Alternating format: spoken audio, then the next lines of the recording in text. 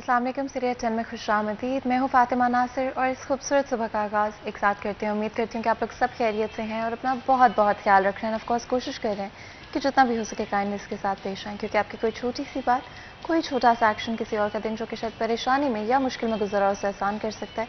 And of course आपको पता है कि कभी भी किसी और की स्ट्रगल्स को अपनी स्ट्रगल से कंपेयर मत करें। और हर किसी की अपनी जर्नी है और किसी की बात नहीं भी आपको अच्छी लगती है, थोड़ी देर के लिए सिचुएशन से दूर हो, काम डाउन करें और फिर जाके सिचुएशन से डील करने की कोशिश करें। हर दिन का आगाज़ एक पॉजिटिव नोट पे, एक पॉजिटिव सोच के साथ करते हुए एक दिन एक नेकी में प्रोफेसर अमानत रसूल हमारे साथ मौजूद हैं। चलते हैं उनके पास। बिस्मिल्लाहिर्रहमानिर्रहीम। खूबसूरत गुफ्तगू करना। रसूलुल्लाह सल्लल्लाहु अलैहि वसल्लम के मुतालिक साहबा बताते हैं कि आप अलैहिस्सलातु वस्सलाम हमेशा खूबसूरत कलाम किया करते थे, यानी ऐसा कलाम कि आपकी आवाज़ में भी नगमगी होती थी, यानी ना बहुत ज़्यादा ऊंची आवाज़ होती थी ना बहुत ज़्यादा आहिस्ता आवाज़ होती थी। और अगर आपने किसी को उसके ऐब से, उसकी गलती से आगाह भी करना होता था तो आप कभी भी उसको मुखातिब करके नहीं बात कहते थे। आप हमेशा ये फरमाते थे कि लोगों को क्या हो गया है कि वो ऐसा करते, और जिसमें वो बात होती थी वो सहाबी समझ जाते थे कि ये मेरी तरफ इशारा है, और वो अपने आप को उस गलती से और उस ऐब से बचाने की कोशिश करते थे। तो रसूलुल्लाह सल्लल्लाहु अलैहि वसल्लम का हुस्न कलाम, आपके कलाम की खूबसूरती और आपके कलाम में जो एक मुस्बत पहलू था, आज हमें ज़रूरत है कि हम उस मुस्बत पहलू को इख्तियार करें।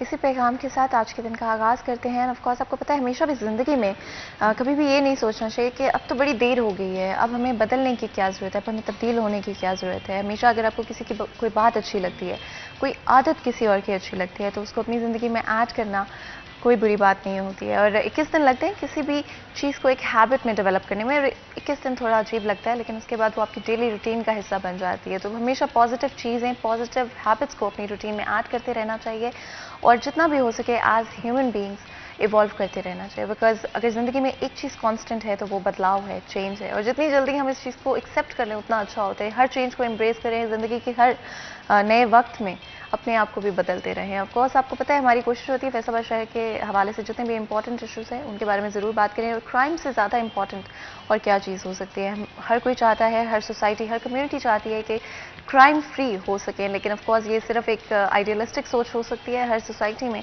क्राइम एग्जिस्ट करता है, लेकिन कितना क्राइम है और किस तरह से हमारे बहुत ही टैलेंटेड ऑफिसर्स कोशिश करते हैं कॉन्टीन्यूसली अपनी ज़िंदगियों को, अपनी फैमिलीज़ को सैक्रिफाइस करते हैं हमारे लिए, हमारी सेफ्टी के लिए। तो आज हमारा टॉपिक जो होगा थोड़ा सा इस तरफ भी फोकस्ड होगा। और ऑफ कोर्स आई थिंक आज हमारे नौजवानों को जो सबसे ज़्यादा ज़रूरत है वो इंस्पिरेशन की है, मोटिवेशन की है। और जब भी हमारे शो में बहुत ही टैलेंटेड लोगों को हम बुलाते हैं जिन्होंने अपनी ज़िंदगी में बहुत सारी चीज़ें अचीव की हैं, तो वो हमेशा एक मोटिवेशन होती है, एक इंस्पिरेशन होती है हम सबके लिए कि हम भी अपनी लाइफ में जो भी चाहते हैं उसको अचीव कर सकें और उसके लिए जो मेहनत रिक्वायर्ड है उसकी तरफ भी जा सके। तो जी मैं जल्दी से आपका इंट्रोडक्शन करा देती हूँ। आज हमारे साथ बहुत ही खास मेहमान हमें ज्वाइन कर रहे हैं। तो जी हमारे साथ सबसे पहले तो जी मोहम्मद अब्दुल्ला लक मौजूद हैं जो कि SSP ऑपरेशन से आपको वेलकम करते हैं। बहुत बहुत शुक्रिया आज हमें ज्वाइन करने के लिए। साथ ही साथ तैयब मकबूल भी हमारे साथ मौजूद हैं जो कि हमारे सीनियर रिपोर्टर हैं। तैयब आपको भी वेलकम करते हैं। बहुत बहुत शुक्रिया आप दोनों का आज हमें ज्वाइन करने के लिए और इतने इंपॉर्टेंट इशू के बारे में बात करने के लिए।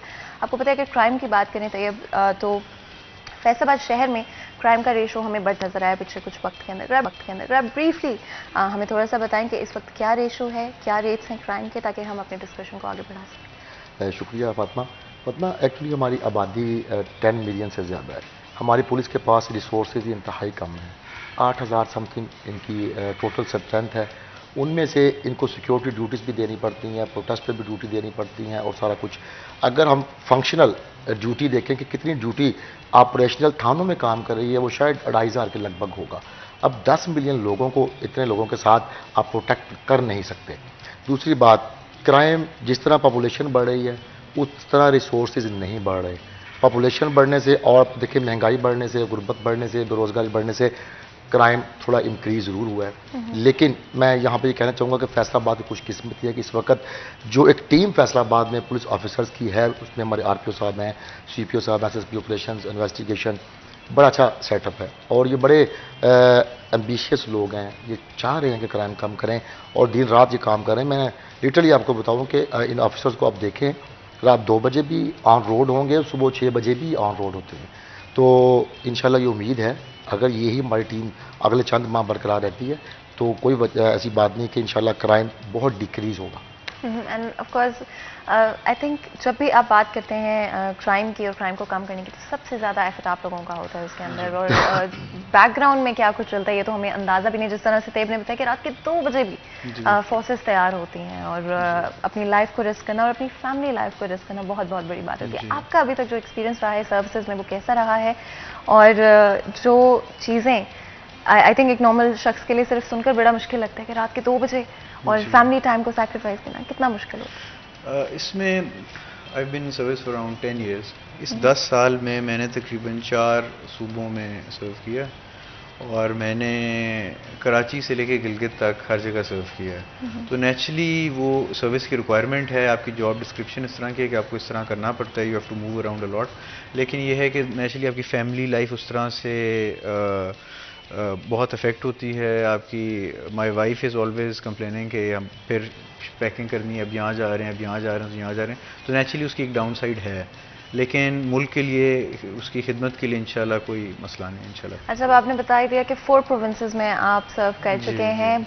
आपका फेवरेट कहाँ पे रहा है? कौन सी जगह सबसे आपको अच्छी लगी? क्योंकि अभी तो मैं फैसलाबाद में, तो आई हैव टू से फैसलाबाद बहुत डिप्लोमेटिक आंसर दिया आपने। लेकिन आई वाज इन गिलगित, वो मुझे बड़ी ज़बरदस्त पोस्टिंग थी बहुत, क्योंकि उसमें एक आपकी सर्विस के अलावा, जॉब के अलावा आपको बहुत ज़्यादा एक्सप्लोर करने का, एडवेंचर करने का वो बहुत ज़्यादा एक्सपीरियंस मिलता है because of the natural landscape. तो वो भी बहुत अच्छा एक्सपीरियंस रहा आपका। एंड तेब ऑफ कोर्स अगर हम, जैसे आपने भी मेंशन किया कि एक नया लॉट फॉर सर्विसेज जो इस वक्त फैसलाबाद में मौजूद है, बड़े एम्बिशियस हैं, बड़े डिटर्मिन्ड हैं क्राइम रेट्स को कम करने के लिए, क्या डिफरेंस लगता है आपको इस लॉट में और जो पहले हमारे पास डिफरेंट ऑफिसर्स रहे हैं इन द पास्ट?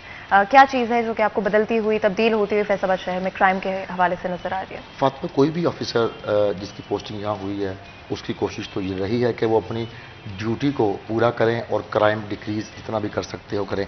लेकिन मौजूदा लाट का और जो पास्ट में चले गए, उनका डिफरेंस ये था कि अब जो सीपीओ साहब हैं उनका एक्सपोजर बहुत वास्ट है। वो सिर्फ ये नहीं चाह रहे कि इनसे ड्यूटी ले लेके, आप इनसे काम ले लेके क्राइम को कम करें, वो पुलिस डिपार्टमेंट के लिए बहुत कुछ करना चाह रहे हैं।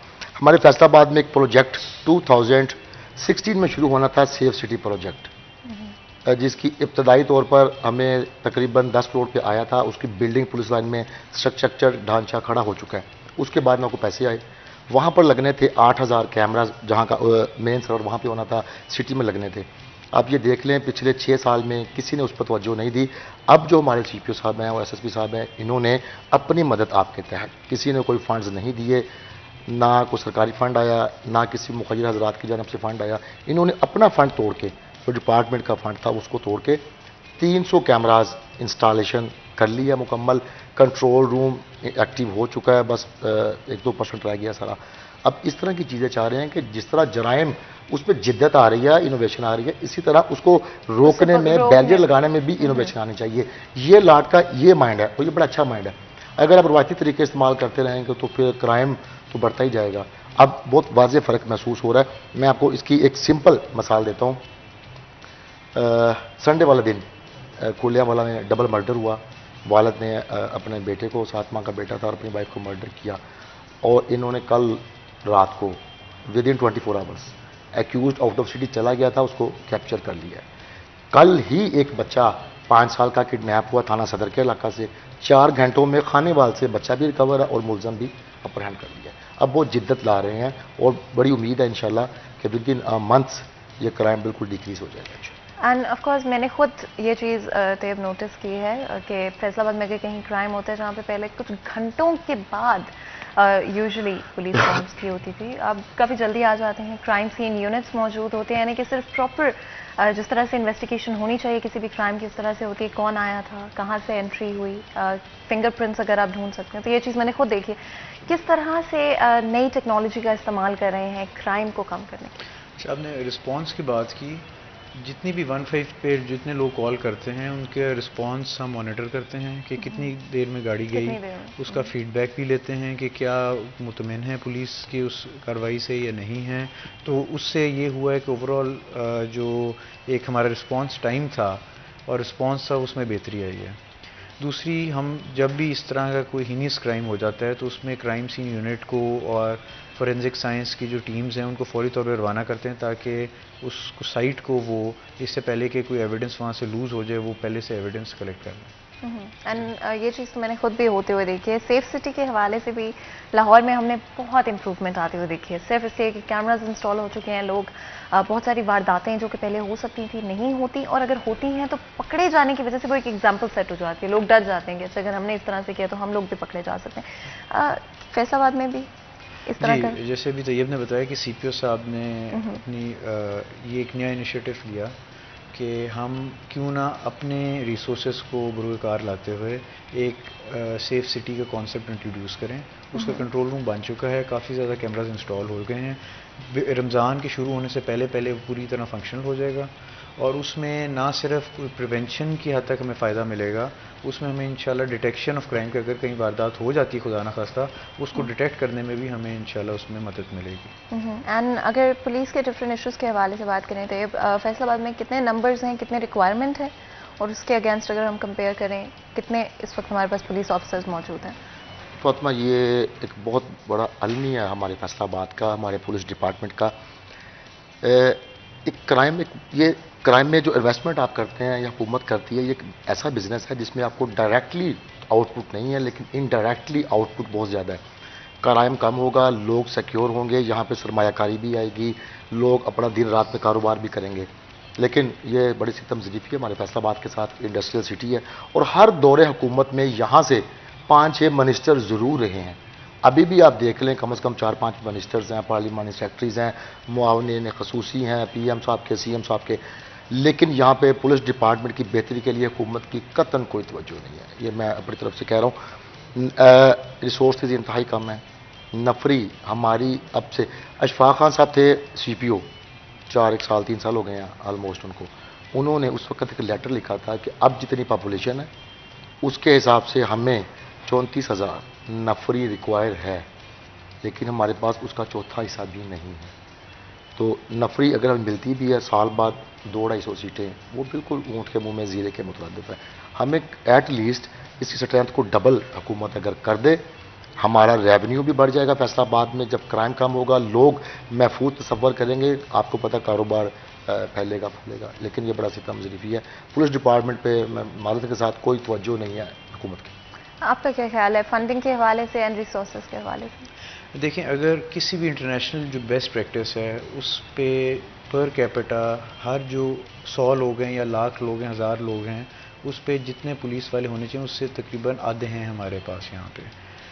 और that is not even accounting for security duties, law and order duties के अलावा सिंपल क्राइम की जो हिसाब से किस दुनिया में, टर्की में, इंग्लैंड में, किसी भी आप डेवलप्ड कंट्री को देख लें, इवन डेवलपिंग कंट्रीज़ को देख लें, उसके हिसाब से हमारी आधे से भी कम है नफरी। एक तो ये बात होगी। और सेकेंडली जो पुलिस रूल्स के अंदर एक होनी चाहिए जो सैंक्शन स्ट्रेंथ है, उसके हिसाब से जो कैलकुलेशन बनती है उसमें भी बहुत हमारे जो रिसोर्सेज हैं, ख़ासतौर पे जो ह्यूमन रिसोर्स है वहाँ पे बहुत कमी है। लेकिन हैविंग सेड दैट, कम हो या ज़्यादा हो, हमारा काम है कि हमने अवाम की खिदमत करनी है और हमने बेस्ट पॉसिबल अपना काम करना है। नहीं भी होगी तो इंशाल्लाह हम भरपूर अपना एफर्ट करेंगे। एंड अगर हम फैसलाबाद शहर की बात करें तो काफ़ी एरियाज़ में आपको पुलिस खड़ी हुई भी नज़र आती है, जो कि अगेन पहले नहीं आती थी कंपैरेटिवली। इनफैक्ट अगर आप रात को 12 बजे 1-2 बजे अगर आप कहीं से आ भी रहे हैं, कोई आपको काम था उस वक्त, तो इवन रास्ते में आपको बहुत सारे एरियाज़ में नज़र आती है पुलिस खड़ी, जो कि ऑफकोर्स आपको एक सेंस ऑफ सेफ्टी देती है। ये किसी प्लानिंग के तहत किया जाता है कि हर वक्त जो स्पेशली रशी एरियाज़ होते हैं या जहाँ पर ट्रैफिक मौजूद होती है रात के कुछ लेट वक्त में भी, ये कोई प्लानिंग करते हैं? इसमें हमने हॉट स्पॉट्स आइडेंटिफाई किए हैं जहाँ पे ज़्यादा क्राइम है पूरा ऑल ओवर द डिस्ट्रिक्ट। उसमें फिर हमने रिसोर्सेज अपने पूल करके रीएलोकेट किए उन जगहों पे जहाँ पे क्राइम ज़्यादा था और किन किन टाइमिंग्स में क्राइम होता था, उसके हिसाब से फिर हमने सारा पेट्रोलिंग प्लान रिवाइज़ किया। तो और आगे रमज़ान आ रहे हैं इंशाल्लाह, उसके हिसाब से फिर आगे बाज़ारों में जहाँ जहाँ ज़्यादा रश होगा, जहाँ जहाँ हम समझेंगे कि रिक्वायरमेंट है, वहाँ इंशाल्लाह मज़ीद भी बढ़ाएंगे। एंड तैयब, जिस तरह से हमने पहले ऑफिसर्स के नंबर्स की बात की, अगर हम गाड़ियों की बात करें तो क्या उसके हवाले से कुछ बेहतरी है या वो भी आधी या आधी से भी कम मौजूद है? फातिमा, गाड़ियाँ लास्ट सीपीओ थे डॉक्टर आबिद साहब, उससे सेकंड लास्ट थे सुहेल चौधरी साहब। उनकी बड़ी एफर्ट थी इस मामले में और हमें 48 नई गाड़ियाँ हमें मिली हैं, वो ऑन रोड्स हैं, बड़ा अच्छा काम हो रहा है। मैं अभी रिसेंटली मिसाल देता हूँ, थाना सरगोदा रोड के इलाका में पेंडिंग चले आ रहे थे 3-4 डिकेटी मर्डर्स, नए SHO पॉइंट हुए हैं। रात को डाकू देखे गए, गाड़ी अच्छी थी, उसका बाकायदा उनको चेस किया गया, उनको कैप्चर किया गया और उन्होंने 4 डिकेटी मर्डर तस्लीम किए। मगर माजी में देखा गया कि गाड़ियाँ इतनी अच्छी नहीं थी, बाइक्स इतनी अच्छी नहीं थी। सीपी साहब आए हैं, उन्होंने थानों का विजिट किया तो 90% थानों में गाड़ियाँ बेकार खड़ी थी, उनको मेंटेनेंस नहीं हुई थी। उन्होंने ओवरऑल तमाम गाड़ियों को, बाइक्स को उनकी मेंटेनेंस करवाई है, वो भी ऑन रोड्स हैं। वो सूरत हाल बेहतर है, लेकिन मैन पावर की बहुत कमी है, बहुत ज़्यादा कमी है। दूसरा, जो निचले एहलकार हैं, अपर सबॉर्डिनेट, छोटे आप समझ लें ASI सब इंस्पेक्टर तक, उनके लिए वेलफेयर का फंड बहुत कम है, उनके लिए एजुकेशन का फंड है ज़रूर, लेकिन मैं समझता हूँ कम है, उसको इंक्रीज़ होना चाहिए। एक IO उसको घर से आने का पता है सुबह, उसके बाद कितने दिन बाद घर जाना ये नहीं पता, जितना इनसे काम लिया जा रहा है। आप फातिमा, लिटरली एक ASI के पास 90s 180 के करीब इन्वेस्टिगेशन हैं उनके पास। एक बंदा किस तरह उसको मैनेज करेगा, इतनी स्ट्रेंथ कम है, अगर वो रेड करना है तो उसको स्ट्रेंथ नहीं मिलती, और दूसरे मामलात, ये बहुत सारी चीज़ें।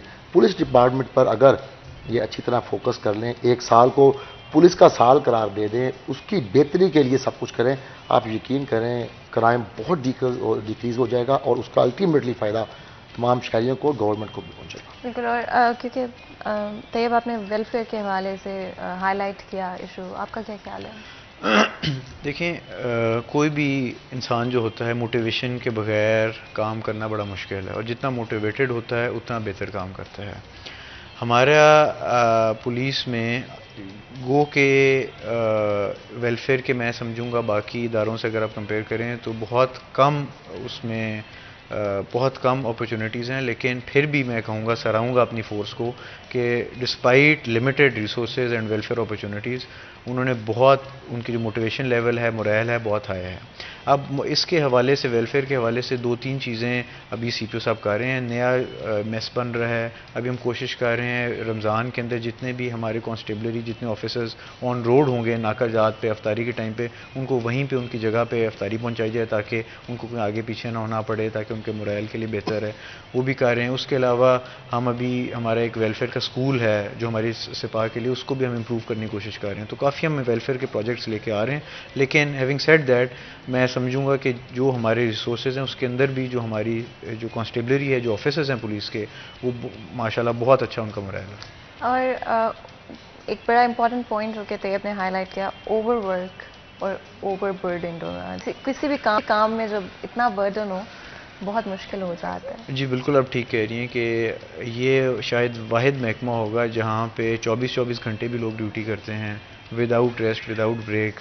और जैसे उन्होंने बताया कि एक जो इन्वेस्टिगेटिंग ऑफिसर है वो इतना ओवरबर्डनड है कि आज से अगर 5 साल 10 साल पहले उसके 50 केस या 40 केस होते थे एट अ टाइम साइमल्टेनियसली, अभी वो 90-100 को टच कर रहे हैं। एंड ऑफ कोर्स मैं चाहती हूँ कि हम ये भी डिस्कस करें कि क्या किया जा सकता है इस बारे में, और किस तरह हमारी सर्विसेज में जो लोग काम करते हैं उनके लिए चीज़ें आसान की जा सकती हैं। लेकिन उससे पहले बिल्कुल छोटा सा ब्रेक लेंगे, कहीं मत जाइएगा, हमारे साथ रहेगा।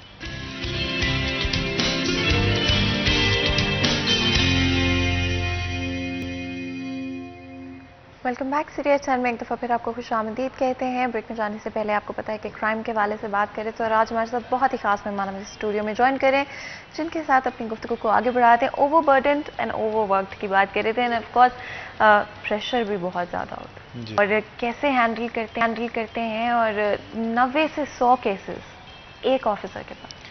मैं समझता हूँ कि जो हमारा जूनियर रैंक्स हैं, जिसमें इंस्पेक्टर तक, SHO तक जो रैंक्स हैं, वो बहुत ज़्यादा ओवरबर्डन्ड हैं। और वो नेचुरली, हमने जैसे पहले बात की, क्योंकि ह्यूमन रिसोर्स कम है, क्राइम बढ़ रहा है, केसेस बढ़ रहे हैं, तो उन्हीं लोगों ने उनको मैनेज करना है। तो नेचुरली हर साल, हर महीने वर्कलोड बढ़ता जा रहा है। तो मैं तो सलूट करता हूँ इन सब लोगों को जो इतना ज़्यादा, मतलब कोई छुट्टी का भी अब देखें, ईद पे आगे पीछे ना छुट्टी का कॉन्सेप्ट है ना कोई और चीज़ है, राउंड द क्लॉक 24/7 काम कर रहे हैं। तो मैं समझता हूँ कि इनको सराहना चाहिए, आवाम को, पब्लिक को भी देखना चाहिए कि एक बंदा 12 घंटे से 8 घंटे से इस रोड पे खड़ा है। तो अगर कभी कभी हमें शिकायत मिलती है कि रवैया ठीक नहीं था, थोड़ा सख्त लहजे में बात की गई, इस तरह की चीज़ें, तो वो बिल्कुल ठीक है, आवाम के साथ बड़े इज़्ज़त से पेश आना चाहिए, सारा कुछ है, लेकिन उनको भी देखना चाहिए एक बंदा अगर धूप में, रोज़े में, गर्मी में 10 घंटे से एक जगह पे खड़ा है तो उसको थोड़ी सी लिबर्टी आई थिंक आवाम को भी देनी चाहिए। फातिमा, मैं यहाँ एक बात, इनकी बात को आगे लेके जाऊँगा। एक बड़ा जुल्म पुलिस डिपार्टमेंट के साथ, वो मैं आज आपके प्रोग्राम में बताना चाह रहा हूँ। FIA खुद एक लॉ इन्फोर्समेंट एजेंसी है, उनके ऑफिस की सिक्योरिटी के लिए भी पुलिस की गार्ड है। जेलों में ऑलरेडी पुलिस मौजूद है, उनकी सिक्योरिटी के लिए भी पुलिस की गार्ड जा रही है। FBR की अपनी पुलिस मौजूद है, उसकी सिक्योरिटी के लिए भी पुलिस ही जा रही है। कहीं पे आग लगती है तो वहाँ पर भी पुलिस सबसे पहले पहुँचती है। प्रोटेस्ट फेस्को के खिलाफ हो रहा है, वहाँ पर पुलिस सबसे पहले पहुँचेगी। किसी की छत गिर गई है, रेस्क्यू के साथ साथ पुलिस वहाँ पर पहले पहुँचेगी। बताने का मकसद ये है कि इन पर एक्स्ट्रा जिम्मेदारियां बहुत ज़्यादा जायद हैं। जो लॉ इन्फोर्समेंट एजेंसीज हैं, एटलीस्ट अपने ऑफिस की सिक्योरिटी तो वो खुद लें, वो भी पुलिस को ही देनी पड़ती है। इस तरह हमारी बहुत सारी स्ट्रेंथ वहाँ पे बेचारी लगी हुई है। हमें थानों में नफरी नहीं मिल रही, लोगों के काम डिले में जा रहे हैं। ये फिर भी यही वजह है ना कि हमारे ऑफिसर्स, हमारे जो जवान हैं, वो दिन रात काम करते हैं। रात को सुबह 6 बजे तक गश्त हो रहा है। जो बंदा गश्त करके अभी वापस नहीं आया होता, उसको मुहर्रर की कहा जाती है कि आपने हाई कोर्ट भी जाना है। वो 4 बजे यहाँ से निकलता है, फिर जाके हाई कोर्ट अटेंड करके आता है। अभी वापस नहीं पहुँचा होता, उसको पता है तुम्हारी फिर गश्त है, तुमने वो पार्टीज भी सुननी है, तुम्हारा फलाम भी इशू है। बहुत ओवरबर्डन है, एक्स्ट्रा ड्यूटीज़ बहुत हैं पुलिस डिपार्टमेंट। अच्छा तैयब, अगर इन इश्यूज़ की जिनको हमने डिस्कस किया, ऑफकोर्स उसके अंदर नंबर्स भी हैं, ओवरबर्डन, प्रेशर के हवाले से, वेलफेयर के हवाले से भी, इम्प्रूवमेंट कहाँ पर लाई जा सकती है? फातिमा, अप्रूवमेंट देखिए, मैं जिस तरह पहले ये गुजारिश की है कि 1 साल आप पुलिस डिपार्टमेंट का साल दे दें, ठीक है, उस पर आप फंडिंग करें, उनको फंड्स दें, इनकी जो जो रिक्वायरमेंट्स हैं वेलफेयर के हिसाब से, इनको मैन पावर के हिसाब से, रिसोर्सेज के हिसाब से, टेक्नोलॉजी के हिसाब से, वो तमाम इनको दें। 1 साल में आप कितने पैसे खर्च लेंगे? 10 अरब 20 अरब कोई इशू नहीं है हुकूमत के लिए। आप पंजाब पुलिस पे ये खर्चें, और ख़ास तौर पर जो बिग सिटीज़ हैं जैसे लाइक हमारा फैसलाबाद। अब मैं आपको बात बताऊँ, हमारी population 1 crore 10 million around, Lahore की 1.25 करोड़ 1 करोड़ 30 के अराउंड। वहाँ पे तमाम यूनिट्स की नफरी डाल के, डिस्ट्रिक्ट पुलिस की नफरी डाल के 52,000 समथिंग नफरी है। ठीक है, वहाँ पे VIP ज़्यादा हैं, उनकी सिक्योरिटी है, लेकिन आप नफरी देखें हमसे कितनी ज़्यादा है। हमारी सिर्फ 8,000, उनकी 52,000। और जो डिस्ट्रिक्ट पुलिस की सिर्फ नफरी है उनकी वो 36-37 हज़ार है। वो कैपिटल की वजह से आपने उनको इतनी रिसोर्सेज दिए हैं, मैन पावर दी हुई है। हम second largest city of Punjab हैं, इंडस्ट्रियल सिटी है, बहुत सारे दूसरे शहरों से आके लोग यहाँ पर काम कर रहे हैं। यहाँ पर मैं समझता हूँ कि आपको ज़्यादा फोकस करना चाहिए। इसको आपको पता है मैनचेस्टर ऑफ पाकिस्तान कहा जाता है, कि इंडस्ट्रियल सिटी है मैनचेस्टर की तरह। यहाँ पे इंटरनेशनल जो ब्रांड्स हैं, उनके जो सामान है, गारमेंट्स है, प्रोडक्ट है, यहाँ से बन के जाती है वहाँ पे, वो अपना टैकल कर बेचते हैं। बड़ी इंपॉर्टेंट सिटी है। यहाँ पे हुकूमत को इन्वेस्टमेंट करनी चाहिए, उसकी अल्टीमेटली इनडायरेक्ट आउटपुट अच्छी ही मिलेगी। एंड ऑफ कोर्स आप एज एन इनसाइडर, आपके ख्याल में कहाँ पर इम्प्रूवमेंट लाई जा सकती है? देखिए, this is always room for improvement, और बहुत ज़्यादा स्कोप है पुलिस में इम्प्रूवमेंट का। आप रिक्रूटमेंट से लेके, ट्रेनिंग से लेके, रिसोर्सेज तो सिर्फ एक पार्ट है, उसके अलावा बहुत से आप ट्रेनिंग पे ही अगर फोकस कर लें, कांस्टेबलरी की, ऑफिसर्स की, अपर सबॉर्डिनेट्स की, सब की अगर ट्रेनिंग पे फोकस किया जा सकता है, रिसोर्सेज पे किया जा सकता है, बहुत सी चीज़ें हैं जहाँ पे वो तो ऑल ओवर किया जा सकता है। अगर सिर्फ कैपेसिटी बिल्डिंग कर लें तो आई एम श्योर उससे भी बहुत ज़्यादा। कभी कोई बात हुई है इस बारे में कि किस तरह से चीज़ें आसान की जा सकती है? देखिए, इसमें बहुत से वर्किंग ग्रुप्स बने हैं, बहुत बात हुई है इसमें पुलिस रिफॉर्म्स पे। अगर हम ओवरऑल देखें तो उसमें तो बहुत सी चीज़ें हैं। उसमें जो है डीपोलिटिसाइजेशन भी है, बाकी चीज़ें भी हैं, तो बहुत सी चीज़ें पे काम हो भी रहा है, गवर्नमेंट कोशिश भी कर रही है। तो आई होप कि वो किसी नतीजे तक भी पहुंचेंगे इंशाल्लाह। क्या आपके ख्याल में पॉलिटिक्स का असर होता है पुलिसिंग के ऊपर? Not referring to any certain scenarios जी इन जनरल। देखिए बेस्ट केस सिनेरियो तो ये है कि पुलिस बिल्कुल इंडिपेंडेंटली काम करे विदाउट एनी आउटसाइड प्रेशर्स, लेकिन at the same time different stakeholders हैं सोसाइटी में, हम उनको सबको साथ लेके चलना है क्योंकि नेचुरली उनकी भी एक से है, वो भी आपको फीडबैक देते हैं, वो भी इसी सोसाइटी का हिस्सा है, तो हम बिल्कुल अलूफ नहीं रह सकते। हमें we need a mix of all the stakeholders along with police, लेकिन वो जो मिक्स है उसमें एक ओवर बेरिंग इस तरह का निज़ाम नहीं होना चाहिए जिससे एक जो मेरिट का निज़ाम है वो कहीं पे इफेक्ट हो। मतलब आई डू थिंक कि वो चीज़ें क्रॉस ओवर कर जाती हैं in certain scenarios. Female security के हवाले से अगर बात करें फैसलाबाद शहर की, तैयब आपके ख्याल में कहाँ पर सिचुएशन इस वक्त स्टैंड करती है? फातिमा, इस वक्त वीमेन की प्रोटेक्शन का सिस्टम बहुत ही अच्छा है फैसलाबाद पुलिस डिपार्टमेंट का। 1213 इनकी हेल्पलाइन है, वीमेन एंटी हरासमेंट सेल बना हुआ है, वहाँ पर फीमेल स्टाफ तैनात है, उसकी इंचार्ज फीमेल सब इंस्पेक्टर हैं। बहुत सारे केसेस उन्होंने ऐसे डील किए कि फैमिलीज इशू थे, मियाँ बीवी का झगड़ा, बहन भाई का झगड़ा, माँ का बेटों के साथ झगड़ा, उन्होंने वहाँ पे कम्युनिटी पुलिसिंग की, उनके मामला दुरुस्त भी करवाए। अभी रिसेंटली हमारी फैसलाबाद की यूनिवर्सिटी का एक स्टूडेंट था जो अपने साथी फीमेल स्टूडेंट को ब्लैकमेल कर रहा था कुछ पिक्चर्स के ज़रिए, ना सिर्फ उसको अप्रहेंड किया गया, इवन उस खातून की आइडेंटिटी भी सीक्रेट रखी गई, वो पूरा काम भी किया गया, उसके खिलाफ कानूनी कार्रवाई भी हुई और उस खातून को किसी जगह पर भी एम्बेरसमेंट का सामना नहीं करना पड़ा। बड़ा अच्छा इस वक्त सिस्टम एक बात। दूसरी, सीपीओ साहब ने, एसएसपी साहब ने एक बड़ा अच्छा प्लान किया, हर थाने में 3-4 सीटें क्रिएट की इन्होंने, community policing police officer female और नए मुहर्रर, और इसी तरह फ्रंट डेस्क पे खाने वाली खातून को फीमेल ही डील करेगी। आपको पता इजीली कन्वर्सेशन हो सकती है उनके आपस में। अब ख़वातीन के हवाले से मैं समझता हूँ माजी में कभी ऐसा नहीं हुआ कि फैसलाबाद में इतनी सिक्योरिटी वो फील करें या उनको मिले जितनी अब उनको मिल रही है। आप कुछ ऐड करना चाहेंगे इसमें?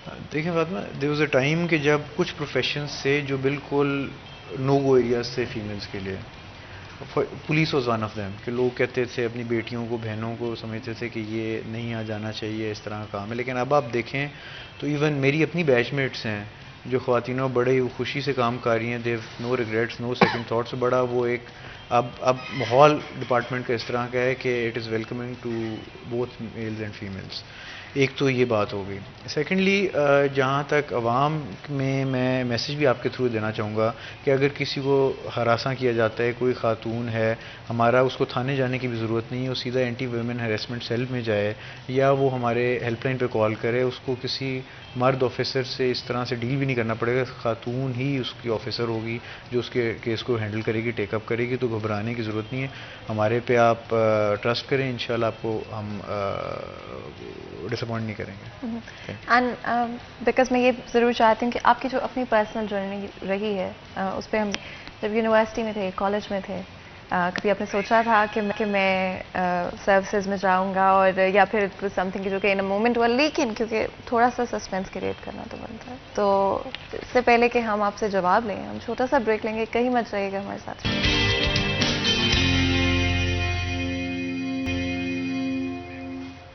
वेलकम बैक सीरिया चैनल में एक दफ़ा फिर आपको खुशामदीद कहते हैं। ऑफ कोर्स आपको पता है कि ब्रेक में जाने से पहले हमारा डिस्कशन चल रहा था, और क्योंकि जब भी हमारे साथ कोई बहुत ही ख़ास मेहमान हमें ज्वाइन करते हैं, हमारी कोशिश होती है कि इनकी पर्सनल लाइफ, जो पर्सनल जर्नी है, वो ज़रूर आप लोगों के साथ शेयर करें, because there so many people जो अपनी ज़िंदगी में लॉस्ट महसूस कर रहे होते हैं और नहीं समझ आ रहा होता कि किस रास्ते पर जाएँ, कौन सी चीज़ें हैं जो कि हम करना चाहते हैं।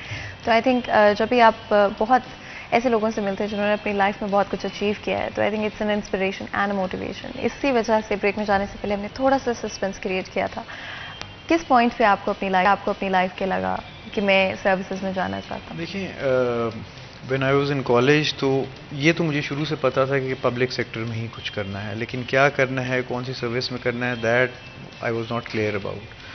तो वो जब मैं when I passed out of college, तो उसके बाद मैंने एग्ज़ाम दिया, उसके बाद आपने एक ऑप्शंस देनी होती हैं कि आपने कौन से ग्रुप में जाना है, ये वो। तो उसके हवाले से मेरे घर में बहुत बहस चली कि फ़ॉरेन सर्विस होना चाहिए या पुलिस होना चाहिए या डीएमजी होना चाहिए उस वक्त। लेकिन एक because my father is also from the services, तो एक फैसिनेशन भी होती है यूनिफॉर्म के साथ और वो सारी चीज़ें। तो देन आई डिसाइडेड कि नहीं, पुलिस को ही टॉप ऑप्शन रखना है, पुलिस में ही जाना है। तो I am glad I did that, I have no regrets. और जब आपने एक दफ़ा ये डिसीजन ले लिया था, उसके बाद क्या ऑब्स्टिकल्स फेस करने पड़े, और कोई ऐसा पॉइंट भी था जहाँ पर आपने कहा कि नहीं भाई, आई थिंक वो सब की लाइफ में आता रहता है। अब अप्स एंड डाउन्स आते हैं, बहुत से लोज भी होते हैं बंदा कभी, लेकिन ओवरऑल अगर मैं ये सारी जर्नी को देखूं तो आई वुड से कि अगर दोबारा भी मौका मिला तो मैं दोबारा भी इंशाल्लाह यही काम करूंगा, क्योंकि इसमें जो लेवल ऑफ सेटिस्फेक्शन है वो आई बिलीव किसी और इस तरह की सर्विस में नहीं है। कि आपको दिन में इतने से लोग होते हैं जो जेन्युइनली बहुत ज़्यादा ग्रीव्ड होते हैं और उनको आप फौरी तौर पे एक इंसाफ मुहैया करके उनकी दुआएं ले सकते हैं। तो वो जो फीलिंग है कि आप किसी को एक किसी बिल्कुल बेबस को, किसी फ़कीर, किसी गरीब को आप उस तरह से आप उसकी फौरी तौर पे एक उसका रिड्रेसल कर दें उसके ग्रीवेंस का, तो वो जो फीलिंग है वो इट इज़ अनमैचेबल। तब हमारी सोसाइटी में अगर हम बात करें तो जितनी अप्रिसिएशन मिलनी चाहिए हमारे ऑफिसर्स को, जितने भी लोग सर्विसेज में काम करते हैं, आई थिंक उतनी नहीं मिलती। क्या कहेंगे आप? उसमें फातिमा एक तो रोल कुछ हमारे मीडिया का भी उसमें है कि हम लोगों ने पुलिस को इस किस्म का पोर्ट्रेट किया हुआ है कि शायद ये नेगेटिव हैं, ये करप्ट लोग हैं, ये बदतमीज़ लोग हैं, ये रिड्रेसल नहीं करते किसी ग्रीवियंस की, लेकिन अब ऐसा नहीं है। होता ये है कि जिस तरह पहले एसएसपी साहब ने ये बात बताई कि नीचे वर्कलोड इतना है कि आप अल्टीमेटली उतने फ्रेश हो नहीं सकते, एफिशिएंट हो नहीं सकते, लोगों से उतने आसानी से इजीली और खुश अखलाकी से बात कर नहीं सकते। ओवरबर्डन आप लोग बहुत हैं। लेकिन जो हमारी मौजूदा लाट है वो तमाम ऑफिसर्स की जब आप हिस्ट्री देखें, जिस तरह से इन्वेस्टिगेशन भी आए थे, कैप्टन रिटायर्ड हैं, वो बहुत अच्छी लाट है हमारे पास, ये सर्व करना चाहते हैं। अच्छा, सबसे बड़ी बात, हम माजी में मुझे 18-19 साल 20 साल हो गए हैं इसी शोबे में, मैं क्राइम बीट ही कर रहा हूँ शुरू से। ऑफिसर का नंबर लेना एक बहुत बड़ा पहाड़ सर करने के मुतरादिफ था। अब एक आम कॉमन मैन के पास एसएसपी का नंबर भी है, एसएसपी आपके मुतल्लिक़ एसपी का नंबर, इवन सीपीओ साहब के नंबर भी हैं। अब ये लोग काम करना चाह रहे हैं, अपने नंबर्स इन्होंने खुद डिस्ट्रीब्यूट किए हैं, हर थाने के बाहर अवेज़ा किए हुए हैं कि जनाब ये हमारा पर्सनल नंबर है, कोई भी इशू है। अब अप्रिसिएशन मिल भी रही है, लोग को पता भी चल रहा है। अब खुली कचहरियाँ हर थाने में हो चुकी हैं, तमाम ने आरटीओ साहब से लेके एसपीज तक, तमाम डीएसपीज तक बल्कि तमाम कर चुकी हैं एक बार। अब रमज़ान के दौरान भी, रमज़ान के बाद दोबारा से इसको रोटेट किया जाएगा, फिर की जाएंगी। अब लोग पुलिस के पास लोग जाते थे, ऑफिसर्स को मिलना बड़ा मुश्किल होता था, अब ऑफिसर्स अवाम में जा रहे हैं, खुद उसको प्रोपोगेंड किया जाता है कि आप आएँ हमारे पास, आप इश्तहार लगाए जाते हैं, पहले सारे ऐलान करवाए जाते हैं कि फ़लाँ टाइम पे ओपन कोर्ट है, किसी का कोई मसला है, मेरिट पे होगा, मौके पर मसले हल हो रहे हैं और अब वाकई इनको अप्रिसिएशन बनती भी है और लोग कर भी रहे हैं। जब आप ट्रेनिंग में थे तो कोई ऐसा एक्सपीरियंस या कोई ऐसा किस्सा जो अभी भी आपको याद आता है तो आपको हंसी आ जाती है? ट्रेनिंग जो पुलिस की बड़ी डिफरेंट ट्रेनिंग है compare to other services, other groups. बड़ी नेचुरली उसमें एक फ़िज़िकल एलिमेंट भी है, ड्रिल का भी है, फायरिंग, बाकी चीज़ें सारी चीज़ें होती हैं। तो उसमें कुछ स्पेसिफिक इंसिडेंट तो भी मेरे जहन में नहीं आ रहा, लेकिन इट्स अ वेरी उसमें मैं समझता हूँ जो आपकी बैचमेट्स में जो कमराडरी डेवलप होती है, आप डिफरेंट जो एक्सरसाइजेस करते हैं, डिफरेंट चीज़ें करते हैं, तो वो बड़ी ज़बरदस्त होती है और वो आपको नेचुरली जितने भी मोमेंट्स होते हैं, चाहे खुशगवार हों ना चाहे ना हो, वो सारे याद रहते हैं और एंड तक याद रहते हैं। और जब आप फैसलाबाद शहर में आए तो पहली चीज़ जो आपने देखी और आपने कहा अच्छा भाई मतलब ये आपके लिए हमेशा जुड़ा रहेगा फैसलाबाद की याद के साथ? यहाँ पोस्टिंग से पहले मुझे नहीं याद पड़ता, शायद 1 या 2 दफ़ा मैंने फैसलाबाद आया था, लेकिन जब मैं यहाँ आया तो मुझे it was very pleasant experience, क्योंकि पहले जिन कुछ शहरों पे मैं रहा उधर वहाँ पे रिसोर्सेज, मतलब नेचुरली आप फैमिली भी आपके साथ होती है, तो you require a station where आपकी बच्चे भी थोड़ा सा उनको कहीं घूमने का मिले, बाकी चीज़ें मिलें। तो it was very pleasant experience, बड़ा डेवलप्ड है उस लिहाज से compare to other districts of Punjab. तो वो मुझे तो बड़ा अच्छा लग रहा है, बड़ा मज़ा आ रहा है, बड़ा ज़बरदस्त शहर है। कोई एक डिश जो कि यहाँ की बहुत अच्छी लगी आपको? आई एम अ फूडी, वैसे आई एम अ फूडी, लेकिन कुछ भी मैं तो खा लेता हूँ, चाहे देसी हो, चाहे चाइनीज़ हो, चाहे कुछ हो, तो आई हैव नो प्रेफरेंसेस, जो भी बस रखते हैं तो मैं तो अच्छा, दैट इज़ वेरी गुड वैसे कि आपके अगर कोई स्पेसिफिक प्रेफरेंसेस नहीं है। तैयब, यहाँ से आगे चलते हुए क्या फ्यूचर देखते हैं सर्विसेज का फैसलाबाद शहर में, नंबर्स के हवाले से, रिसोर्सेज, फंडिंग, वेलफेयर के हवाले से? फातिमा, जैसे मैंने पहले ही बताया कि अपना ज़रूरत है इसकी। अच्छा, इस पे गवर्नमेंट काम करती भी है, लेकिन आपको पता है उनके अदर इश्यूज, अपने मसाइल, सारा कुछ होता ये है कि अगर आपके पास रिसोर्सेज कम है, फंड्स कम है, आपने उनको टैकल कैसे करना है, उसी में काम कैसे लेना है। इस वक्त जो लाइट है वो वही कर रही है। हमारा जो सेफ सिटी प्रोजेक्ट 6 साल से पेंडेंसी उसकी चली आ रही थी, पेंडिंग था, उस पर बिल्कुल 1 रुपया नहीं लगा, बिल्कुल कोई भी उसमें इंप्रूवमेंट नहीं हुई थी। आप उसको देखें, कन्वर्ट करके स्मार्ट सिटी में ले आए हैं अपने रिसोर्सेज से। 300 कैमरास की इंस्टॉलेशन ऑलमोस्ट हो चुकी है, और इसी के साथ ये मैं खुद पैगाम भी देना चाहूँगा पुलिस डिपार्टमेंट की जानब से कि किसी का घर में कैमरा अच्छा चल रहा है, वो उसकी तरफ से बिल्कुल बेफिक्र होकर उसका मॉनिटरिंग सिस्टम पुलिस को दे सकता है। पुलिस उस कैमरा को खुद मॉनिटर करेगी, आप बिजी होकर सो जाएं। ये बड़ा अच्छा काम है, ये समझ लो मैं फैसलाबाद में इससे पहले नहीं हुआ, शायद किसी भी सिटी में नहीं हुआ।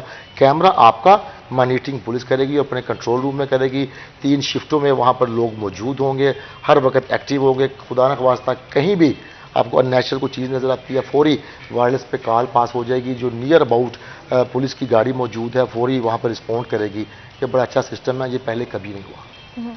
डॉल्फिन्स भी आई थिंक बहुत ही अमेजिंग काम कर रहे हैं, और आप हमेशा जब भी अगर आप कहीं पे जा रहे होते हैं, अगर आपको पुलिस की गाड़ी नहीं नज़र आ रही तो आपको डॉल्फिन्स ज़रूर नज़र आ रहे होते हैं। अब आगे चलते हुए क्या प्लान्स हैं सर्वेलेंस को लेकर और प्रिवेंशन को लेकर, बिकॉज आई थिंक प्रिवेंशन हमेशा ज़्यादा काम करती है। रात दिन के एक दफ़ा क्राइम हो जाता है, फिर आप वहाँ पहुँचते हैं। जिस तरह से फैसलाबाद की आबादी बढ़ रही है, लोग बढ़ रहे हैं, कैसे प्रिवेंशन की तरफ हम जा सकते हैं? देखिए, हर गुजरते लम्हे के साथ चैलेंजेस डिफरेंट होते जाते हैं, तो हमने अपनी जो स्ट्रेटजीज़ हैं कर्ब करने के लिए क्राइम को, वो भी हमने उसके हिसाब से ऑल्टर करते रहना है। और उसमें जो मेन चीज़ है यूज़ ऑफ टेक्नोलॉजी है कि आप जितने मर्जी बंदे लगा दें, जो भी लगा दें, एक जहाँ कैमरा लगा होगा वो 100 बंदे पे भारी है। तो वो उसमें जैसे तैयब ने बताया कि टेक्नोलॉजी में एक उसका एलिमेंट है जो कैमराज और जो सेफ सिटी का हम चीज़ कर रहे हैं। उसके अलावा हमने मल्टीपल एप्लीकेशंस हैं, मल्टीपल चीज़ें हैं जो हम अपने एडमिनिस्ट्रेटिवली अपने थानों में, पुलिस रिकॉर्ड मैनेजमेंट का सिस्टम है, हम अपने ह्यूमन रिसोर्स मैनेजमेंट का सिस्टम है, आवाम के लिए डिफरेंट ऐप्स हैं जिसमें पैनिक बटन्स वगैरह हैं। ज़ैनब अलर्ट उसमें से एक है कि कोई खातून जो है, कोई अगर समझती है कि अनसेफ फील कर रही है, तो ज़ैनब अलर्ट पे अगर उसने ऐप की है तो उसमें पैनिक बटन है, करेगी तो फौरी पुलिस वहाँ पे रिएक्ट करेगी। तो इस तरह की चीज़ें हम कर रहे हैं ताकि जो ऑल्टरिंग जो क्राइम के पैटर्न्स हैं उसको मैनेज कर सकें। एंड आपने एप्लीकेशंस का कुछ का नाम लिया? ज़ैनब अलर्ट एक एप्लीकेशन है जो ख़वातीन के लिए है और मिसिंग बच्चों के लिए है कि अगर वो अनसेफ हैं या कोई बच्चा कोई मिसिंग, तो उस पर फौरी तौर पे करे ताकि वहाँ पे उसका हमें फौरी हम रिएक्ट कर सकें। और ये जो ज़ैनब अलर्ट है फातिमा, ये पूरे पाकिस्तान में इंटरलिंक है। खुदा न ख्वास्ता कराची का मिसिंग बच्चा है, उसकी रिपोर्ट भी आपको वहाँ से मिल जाएगी, फैसलाबाद से आपको मिल सकता है। फैसलाबाद का खुदा न ख्वास्ता बच्चा किडनैप हुआ है, मिसिंग हुआ है, वो पाकिस्तान में किसी भी शहर में होगा, ज़ैनब अलर्ट पे उसकी तस्वीर भी होगी, उसका डाटा भी होगा, कोई भी पुलिस वाला उसको पहचान के ले सकता है। ये बड़ी अच्छी ऐप है। इसी के साथ बड़ी अच्छी एक ऐप है इनकी, होटल आई। आपने घर में को मुलाजम रखना है, आपने अपनी दुकान पे, शॉप पे, फैक्ट्री में को मुलाजम रखना है, उसमें उसका अंदराज करें, फौरी तौर पर पुलिस को क्लिक हो जाएगा कि क्या ये टारगेट ऑफेंडर कार्ड याफ्ता है, ये मासूम आदमी है या क्रिमिनल है। थोड़ी एंड आई थिंक काफ़ी सारी डिफरेंट एस्पेक्ट्स के बारे में हम बात कर पाए, एंड बहुत बहुत शुक्रिया आज में ज्वाइन करने के लिए आप दोनों का, and we wish you all the best personally and professionally. यहाँ पर एक छोटा सा ब्रेक लेंगे, कहीं मत जाएगा, हमारे साथ रहेगा।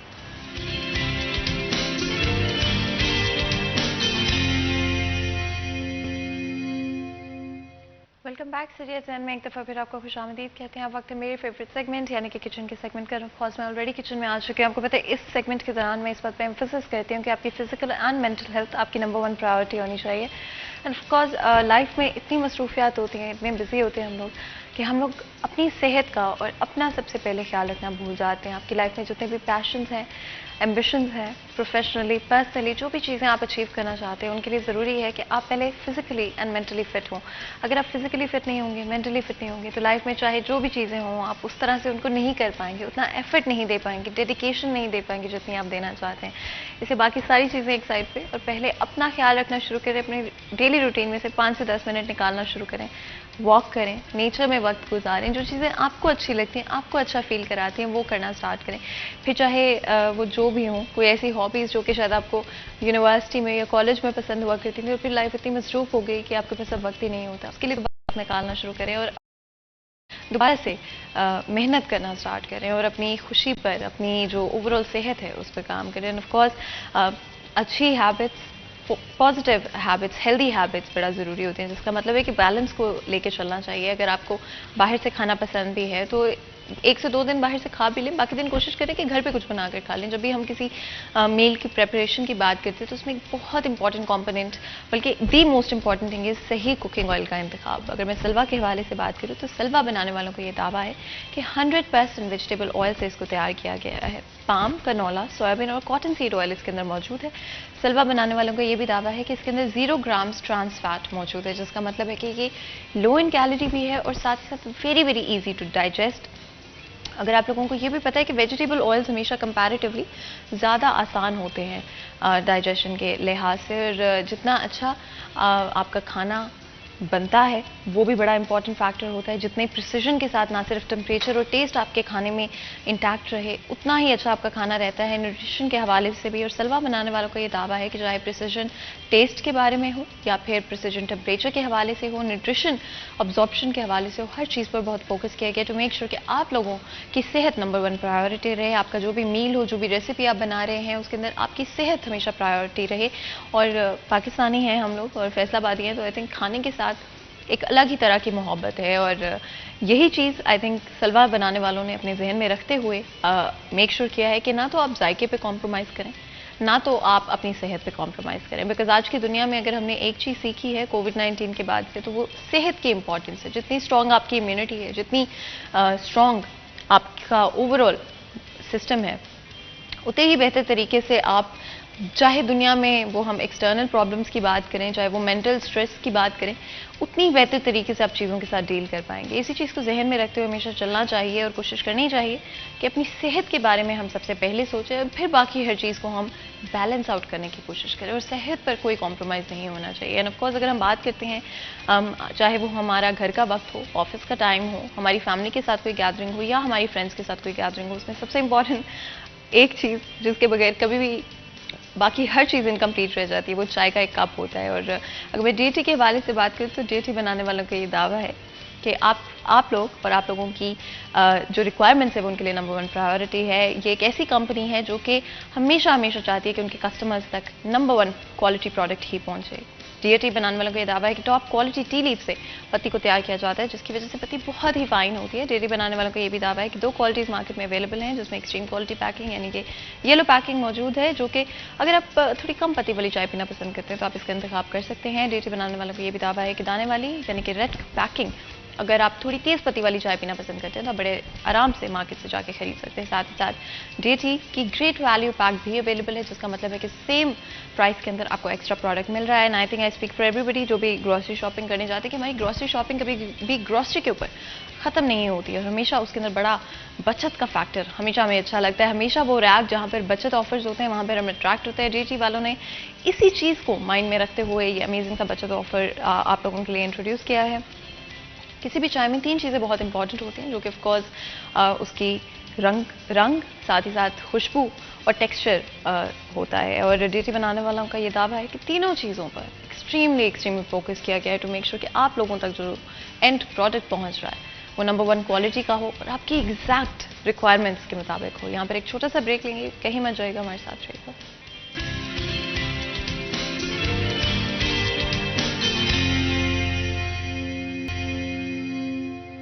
वेलकम बैक सीरिया 10 में एक दफ़ा फिर आपको खुशामदीद कहते हैं। आपको पता है हमारी हमेशा कोशिश होती है कि हमारे शो का जो सेकंड सेक्शन होता है उसमें डिफरेंट तरह के इश्यूज़ के ऊपर बात करें। और अगर पाकिस्तान की बात करते हैं तो एग्रीकल्चर से ज़्यादा इम्पॉर्टेंट और क्या चीज़ हो सकती है? हम एक एग्रीकल्चर कंट्री हैं, लेकिन उस तरह से हम अपनी रिसोर्सेज को डेवलप नहीं कर पाए हैं जिस तरह से होना चाहिए था। प्रोडक्शन रेट्स अभी भी कम है, लेकिन हमारे बहुत ही टैलेंटेड साइंटिस्ट इस पर कॉन्टीन्यूसली एफर्ट कर रहे हैं, काम कर रहे हैं और चीज़ों को इम्प्रूव करने की कोशिश करें। आज हमारी कोशिश होगी हाइब्रिड सीड्स के हवाले से बात करेंगे। प्रोडक्शन क्वालिटी कहाँ पर इम्प्रूव की जा सकती है, कहाँ पर हम अपना कंट्रीब्यूशन दे सकते हैं, कहाँ पर गवर्नमेंट की तरफ से फंडिंग एंड पॉलिसी मेकिंग में इंप्रूवमेंट लाई जा सकती है। At the end of the day हम एक एक्सपोर्ट कंट्री भी बनना चाहते हैं और चाहते हैं कि जितना हो सके हम अपने एक्सपोर्ट्स को प्रमोट कर सके। जहाँ पर हमारी सीड्स इंप्रूव होगी वहाँ पर या तो हमारी जो प्रोडक्शन है वो भी इंप्रूव होगी या फिर हम सीड्स इटसेल्फ भी आगे एक्सपोर्ट्स कर पाएँ, ये हमारी उम्मीद रहेगी। और आज के डिस्कशन में इन सारी चीज़ों को कवर करने की कोशिश करेंगे। हमारे साथ बहुत ही खास मेहमान आज इस डिस्कशन में मौजूद होंगे, तो मैं जल्दी से आपका इंट्रोडक्शन करा देती हूँ। मियां गुलजार अहमद हमारे साथ मौजूद हैं, जो कि चेयरमैन सीड्स कमेटी FCCI हैं, साथ ही साथ CEO भी हैं ग्रीन गोल्ड एग्री सीड्स के। आपको वेलकम करते हैं शो में। बहुत बहुत शुक्रिया आज हमें ज्वाइन करने के लिए और इतने इंपॉर्टेंट इशू के ऊपर बात करने के लिए। जब हम एग्रीकल्चर कंट्री हैं तो ऑब्वियसली हर पाकिस्तानी ये चाहता है कि हम लोग जितना हो सके अपनी सीड क्वालिटी को, सीड प्रोडक्शन को इम्प्रूव कर पाएँ। करंटली अगर हम बात करें कहाँ पर स्टैंड करते हैं हम लोग? थैंक यू फातिमा, मैं मशकूर हूँ सिटी 41 का कि आज यहाँ पे बुलाया। हम हैं तो एग्रीकल्चर कंट्री, मगर हमारे यहाँ प्रोडक्शन में कुछ नहीं है हमारे पास। हाइब्रिड सीड जितने हैं ये सब इंपोर्ट कर रहे हैं, बाहर से इंपोर्ट है। लोकल में अभी हमने अल्हम्दुलिल्लाह शुरू किया है। हमारे पास हमारी अपनी R&D की पूरी टीम है, जो प्लांट ब्रीडिंग जिन्होंने यूनिवर्सिटी फॉर एग्रीकल्चर से की है। हमने हमारे R&D नई उन्होंने हमारी लाइनें शुरू की हैं हाइब्रिड में। इंशाअल्लाह ताला एक हाइब्रिड के लिए ना कम से कम 4 से 5 साल लग जाते हैं अपना तैयार करने के लिए।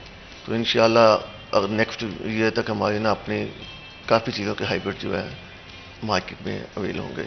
अभी जितने भी हैं अभी फ़िलहाल हम सब इंपोर्ट कर रहे हैं, इंपोर्ट करके बेच रहे हैं। अच्छा, और रिसर्च के हवाले से आपने थोड़ा सा मेंशन किया। अगर पाकिस्तान की बात करें, स्पेशली फैसलाबाद की अगर हम इवन बात करें, बहुत सारी डिफरेंट रिसर्च की जा रही है और हमेशा हम सुनते हैं कि डिफरेंट सीड क्वालिटीज़ भी मौजूद हैं जिनसे आपको डिफरेंट तरह की प्रॉपर्टीज़ उन सीड्स के अंदर आपको मिलता है, जो भी प्रोडक्ट आप उससे बनाने की कोशिश करें। कहाँ पर इस वक्त हमारी जो बेस्ट, अगर हम बात करें सीड्स के हवाले से, हमारी डेवलपमेंट हम कर पाएँ?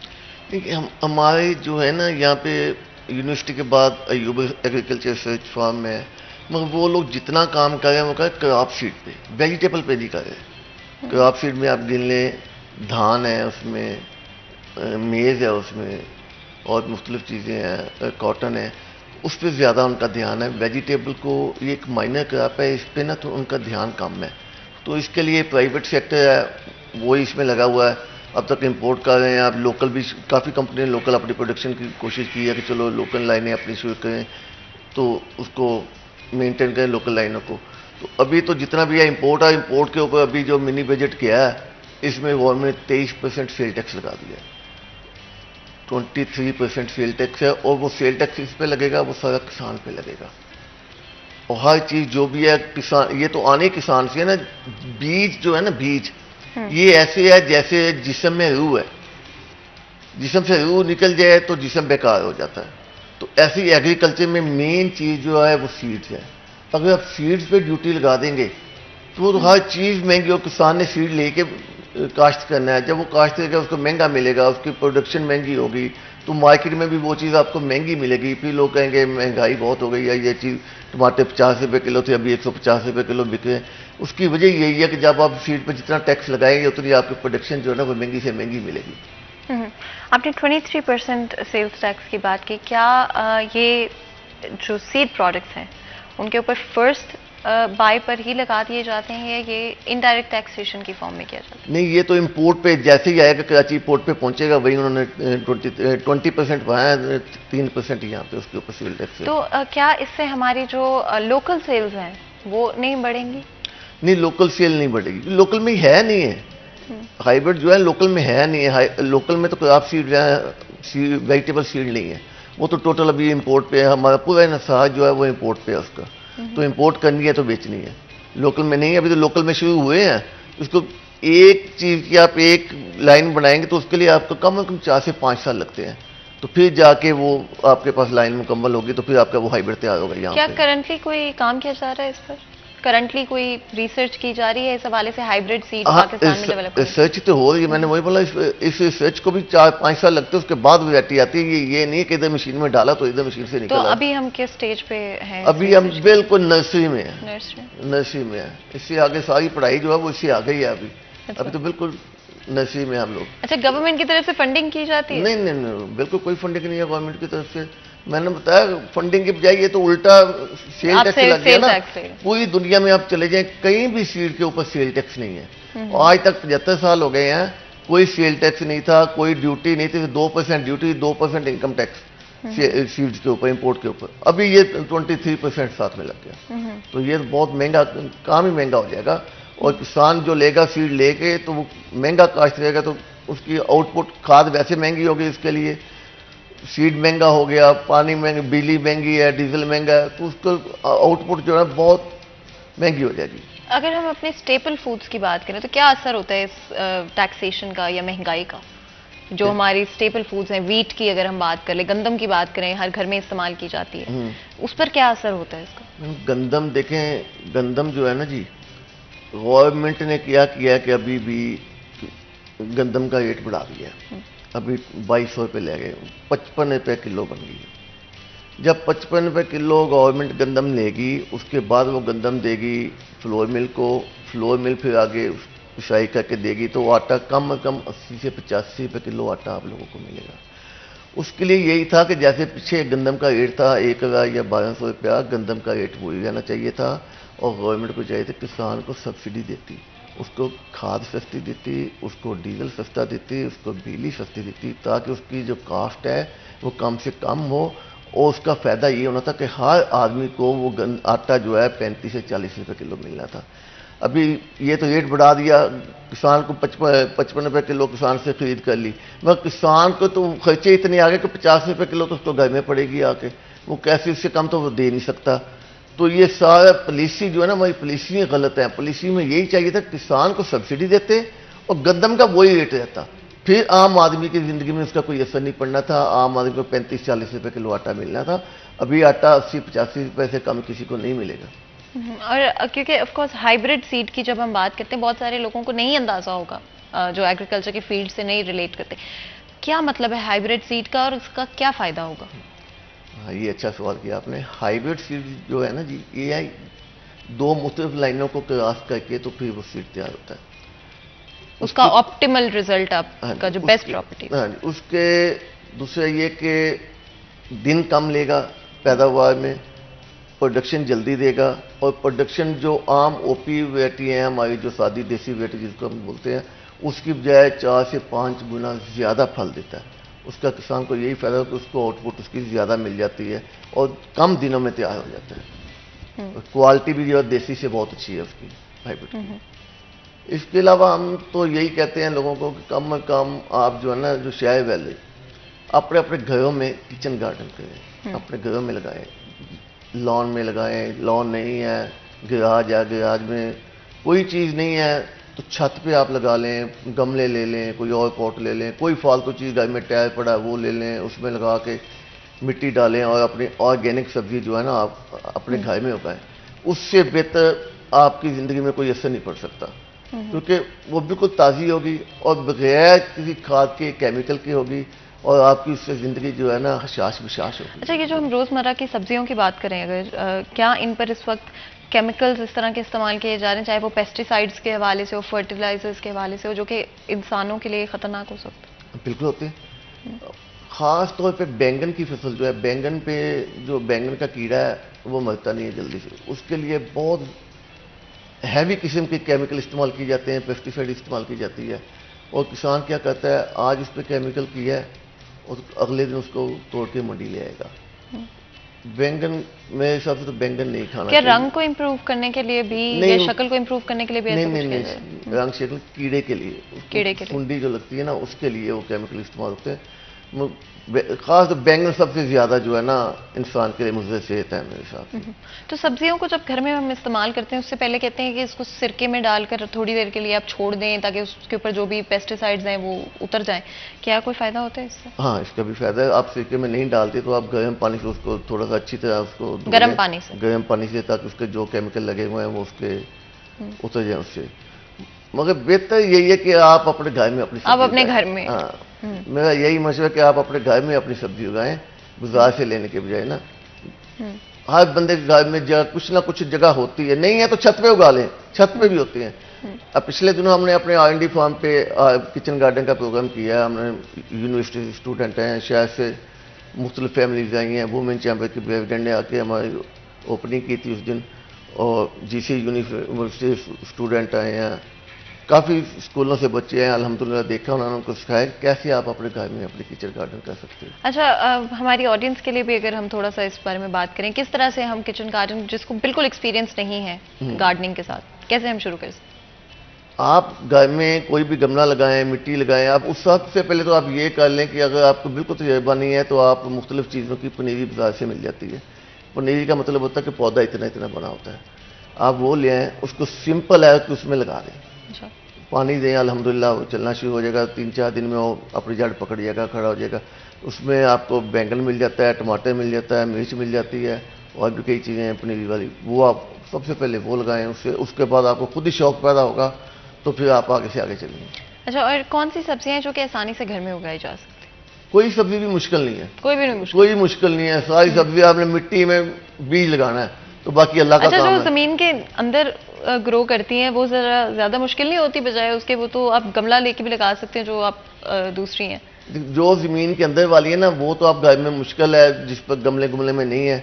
और जो ऊपर वाली ज़्यादा है, अंदर वाली तो है, मूली है, शलगम है, चुकंदर है, एक दो चीज़ें होगी वो अंदर वाली। बाकी सारी सब्जी जितनी है तकरीबन, आजकल जो है ये भिंडी, टिंडा, कद्दू, करेला, ये टिंडे की भी बेल है, कद्दू की भी बेल है, आप लगा दें कहीं पे, उसको बेल को दीवार पे चढ़ा दें, वो दीवार पे चढ़ जाएगी।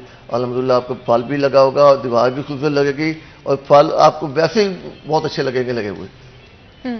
और पानी के हवाले से कितने देर बाद आपको पानी लगाना पड़ता है? रोज बरोज? नहीं, रोज पानी नहीं लगाना है इसको। तीसरे चौथे दिन आप उसको पानी लगा दें तो अल्हम्दुलिल्लाह आपकी फसल जो है बेहतर से बेहतर होती है। और ज्यादा वक्त लगता है इनको ग्रो करने में, या आहिस्ता आहिस्ता महीना 2 महीने में आपको फल मिलना शुरू हो जाता है? मुख्तलिफ चीज़ें हैं। आप भिंडी लगाएंगी, भिंडी का पौधा है वो आपको 35 से 40 दिन में फल देना शुरू कर देगा। ऐसे कद्दू हैं, कद्दू जो है वो 55 दिन में फल देना शुरू कर देते हैं। मुख्तलिफ चीज़ें हैं, 60 दिन के अंदर अंदर तकरीबन आपको फल मिलना शुरू हो जाता है ज्यादातर। हाँ, और आपको क्या कोई एक्स्ट्रा प्रोडक्ट्स इस्तेमाल करने पड़ेंगे इसके ऊपर, जिस तरह से अगर पेस्टिसाइड्स हो गए, कोई कीड़ा लगने का खतरा हो? या गाय में लगाने का यही फायदा कि आपने उस पर कोई ऐसी कोई केमिकल टेंशन इस्तेमाल नहीं करना है, फिर ही आपको अच्छी से अच्छी सब्जी मिलेगी। अभी आप गाय में पालक लगाएं, आगे रमजान शरीफ आ रहा है, आप गाय में शाम को पालक काटें, ताज़े पकौड़े बनाएं, धनिया लगाएं, हर चीज़ आपको ताज़ी मिलेगी। इधर से उतारे, इधर आप हांडी में डालें उसको। अच्छा, आपने पुदीने के पौधे के बारे में बताया, तो कितना वक्त लगता है इसको अगर अभी लोग लगाएं तो? क्या रमज़ान शरीफ शुरू होने से पहले? पुदीना जो है ना, पुदीना की तो वैसे जड़ मिलती है, पुदीना जड़ लेके लगाना पड़ेगा आपको। फिर भी वो कम अज़ कम आपको 20-25 दिन में शुरू हो जाएगा। 20-25 दिन में यानी कि आपको मिल जाएगा, आपको पैदावार शुरू हो जाएगी उसकी। अच्छा, और अगर हम ओवरऑल बात करते हैं, क्योंकि बहुत सारी महंगाई भी हमें बढ़ती हुई नज़र आ रही है, जब हम सब्जियों के रेट्स के हवाले से बात करें, इसका असर किसान पर बुरा नहीं पड़ेगा अगर हर कोई घर पे उगाने लग जाता है? नहीं, किसान पे इस पर कोई असर नहीं पड़ेगा। उसके अलावा देखिए आप कितनी ज़मीनें जो है ना वो कम हो गई हैं। आप फैसलाबाद छोटा सा शहर था, अभी ये कितना बड़ा हो गया, कहाँ तक पहुँच गया। वो ज़मीनें किसानों की गई है ना, वो सारी हाउसिंग सोसाइटीज़ बन गई हैं, ज़मीनें तो कम होती जा रही हैं। किसान को इससे कोई फ़र्क नहीं पड़ेगा कि आप अपने घर में लगाएं तो उसकी मंदी हो जाएगी, ऐसे नहीं होगा। तो ये आपके लिए फ़ायदा है, आपकी सेहत के लिए फ़ायदा कि आप अपने घर। और अगर टेस्टिंग के हवाले से बात करें तो हाइब्रिड सीड और आम सीड की टेस्टिंग में क्या डिफरेंस होता है? नहीं, उसके आपको तो पता नहीं लगेगा सीड हाइब्रिड है या ओपी है। ये तो सीड बेचने वाले को, सीड वाले को पता कि मैं इसको कौन सा सीड दे रहा हूँ। हाइब्रिड जो है वो महंगा है, ओपी सीड जो देसी वाले हैं वो सस्ते हैं, तो उसी हिसाब से उसकी पैदावार का बहुत फ़र्क है। हाइब्रिड में पैदावार बहुत, हाइब्रिड में आप देखें कि अभी नवंबर में हमने खीरे लगाए, जो आज तक हमारे खीरे फार्म पे चल रहे हैं, उसके लिए हम टनल बना देते हैं, ऊपर प्लास्टिक लगा देते हैं ताकि इसके अंदर जो टेम्परेचर है वो मेंटेन, जितना टेम्परेचर में चाहिए अल्हम्दुलिल्लाह उतना होता है। अच्छा, जायके में कोई फर्क होता है हाइब्रिड सीड और आम सीड के? नहीं, कोई फर्क नहीं है। कोई फर्क नहीं होता, मतलब आप जायके से नहीं बता सकते किसी फल नहीं, के? जायके से नहीं आप बता सकते। अच्छा, तो डिफरेंस क्या होता है फिर दोनों में? पैदावार का फर्क है ना, पैदावार का पैदावार ज्यादा और है। नंबर्स का कि ज्यादा पैदावार आपको मिलता हाँ है? जी, पैदावार ज्यादा मिलती है। अगर एक चीज की पैदावार आपको एक पौधे से 20 फल मिले हैं तो हाइब्रिड से आपको कम से कम 100 से ऊपर फल मिलेंगे। अच्छा, हाँ। और इसमें न्यूट्रिशन वैल्यू का भी कोई फर्क होता है? नहीं, न्यूट्रिशन वैल्यू को, न्यूट्रिशन उसी में वही है, उसमें भी वही है तो वही, उसी से बड़ा तो उसी से ही है। उसको क्रॉस दे के जो कोई मेल पौधे होते हैं, कोई फीमेल पौधे होते हैं, उसको क्रॉस दे के उन्होंने उसको बनाया, जिसके देखे कि जिसमें ज़्यादा प्रोडक्शन है उसी हिसाब से उन्होंने बनाया हुआ इसको। अच्छा, रिसर्च पे जितना काम होना चाहिए, हम बार बार इस चीज़ को हाईलाइट करते हैं कि उतना नहीं किया गया, चाहे फंडिंग के हवाले से, चाहे ओवरऑल। वहीं पर अगर हम चाइना जैसे कंट्रीज़ को देखते हैं तो वहाँ पर बहुत ज़्यादा रिसर्च के ऊपर काम किया जा रहा है। इनफैक्ट हमारे यहाँ के ग्रेजुएट्स चाइना में या डिफरेंट कंट्रीज़ में जाके रिसर्च एंड डेवलपमेंट पे काम करते हैं, सीड्स के हवाले से, हाइब्रिड सीड्स के हवाले से, प्रोडक्शन क्वालिटी इंप्रूव करने का। पाकिस्तान में क्या चीज़ें मिसिंग हैं? क्या फोकस नहीं है हमारा इस तरफ? फोकस भी है, हमारी लेबर महंगी हो गई है, चाइना में लेबर सस्ती है। अभी इस टाइम चाइना तकरीबन सारी दुनिया से आगे जा रहा है। जो सीड हम पहले यूएसए से मंगाते थे, ऑस्ट्रेलिया से मंगाते थे, यूरोप से मंगाते थे, अभी वो कंपनियां भी अपनी प्रोडक्शन चाइना में कर रही है, सिर्फ इसी वजह से कि वहाँ पे उनको जो लेबर सस्ती मिलती है, खर्चा कम होता है।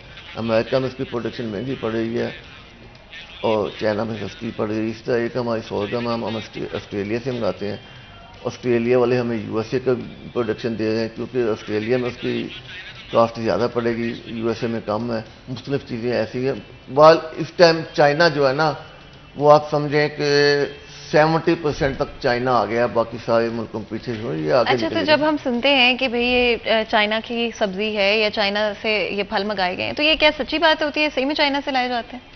नहीं, कोई भी नई चीज़ कोई हमारे लोग देखते हैं तो वो यही कह देते हैं ये चाइना का आ गया। अच्छा, चाहे वो किसी भी मुल्क का हो। अच्छा। अभी तरबूज हमारे थाईलैंड के बहुत अच्छे हैं, ताइवान के अच्छे हैं, कोरिया के तरबूज बहुत अच्छे, मगर जब यहाँ आप मार्केट में जाएंगे तो चाइना का तरबूज आ गया। अच्छा, खरबूजा देखेंगे बड़ा बड़ा अच्छा, अभी आपको शुरू हो गया, वाइट कलर का खरबूजा है, येलो पहले तो देसी टाइप था, अभी येलो जो है इम्पोर्टेड वाला भी आ गया।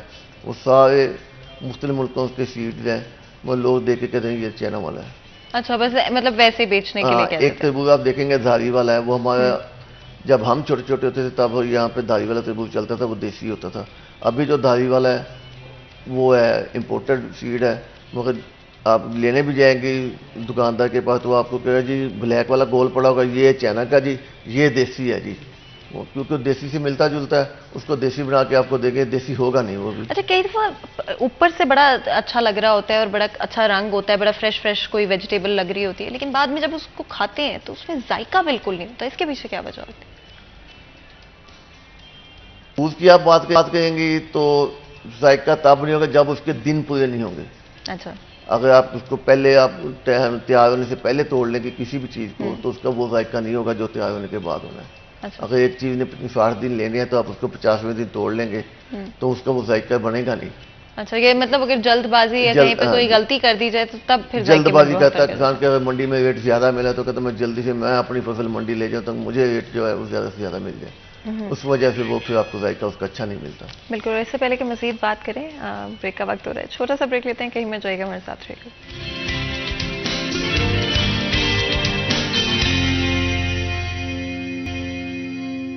Welcome back. सीरिया 10 में एक दफ़ा फिर आपको खुशामदीद कहते हैं। ब्रेक में जाने से पहले आज seed quality, seed production, of course हमारा जो फोकस है हाइब्रिड सीड्स के हवाले से, पाकिस्तान में बहुत सारे क्वालिटीज़ की सीड्स को इंपोर्ट किया जाता है और ज़्यादातर बल्कि इनफैक्ट जो भी हम चीज़ें इस वक्त ग्रो कर रहे हैं हाइब्रिड सीड्स के हवाले से वो इंपोर्ट के थ्रू है। लोकल प्रोडक्शन में कहाँ पर इंप्रूवमेंट लाई जा सकती है, फंडिंग रिसोर्सेज कहाँ पे इंप्रूव हो सकती हैं, और ऑफ कोर्स हमारा फोकस किचन गार्डनिंग पर भी रहा, जो कि आई थिंक हम सबको उस तरफ आना चाहिए। अपने घर में अगर हम उगा सकते हैं सब्जियां, फल, तो हमें ज़रूर कोशिश करनी चाहिए। मज़ीद गुफ्तगू करते हैं प्रोडक्शन के हवाले से। क्या हमने हाइब्रिड सीड के इस्तेमाल से इतनी इम्प्रूवमेंट हमने देखी है?